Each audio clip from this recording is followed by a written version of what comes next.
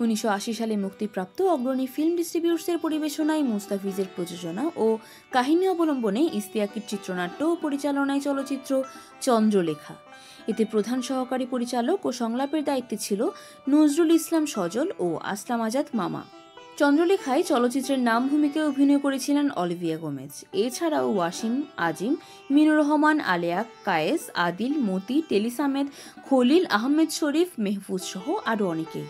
চন্দ্রলেখা চলচ্চিত্রে বিশেষ দৃশ্য পরিচালনায় জুনিয়র জেমস গ্রুপ, রূপসজ্জায় দীপক কুমার সুর, নৃত্য পরিচালনায় সঞ্জিত রায় ও সর্বরী, চিত্রগ্রহণে আমির হোসেন ও মোস্তফা কামাল, চিত্রগ্রহণ পরিচালনায় অরুণ রায়, সম্পাদনা ও বিশেষ শব্দ সংযোজনে ফজলুল হক সহ আরও নেপথ্য শিল্পীবৃন্দ।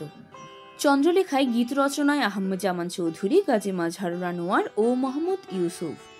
এছাড়া কণ্ঠসঙ্গীতে ছিল সামিনা চৌধুরী, আব্দুল খাদি, আঞ্জুমান আরা ও শাহনাজ রহমতুল্লাহ।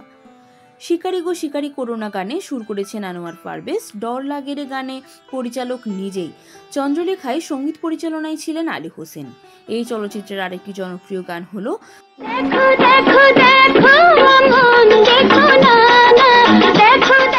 চন্দ্রলেখা চলচ্চিত্র থেকে শিক্ষণীয় বিষয় হলো লোভের বশবর্তী হয়ে সময় আমরা অনেক খারাপ কাজ করে ফেলি, যা কখনো মঙ্গল বয়ে আনে না।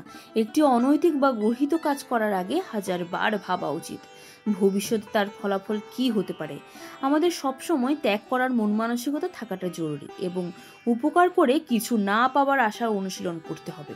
মূলত এতেই প্রকৃত সুখের সন্ধান পাওয়া যায়।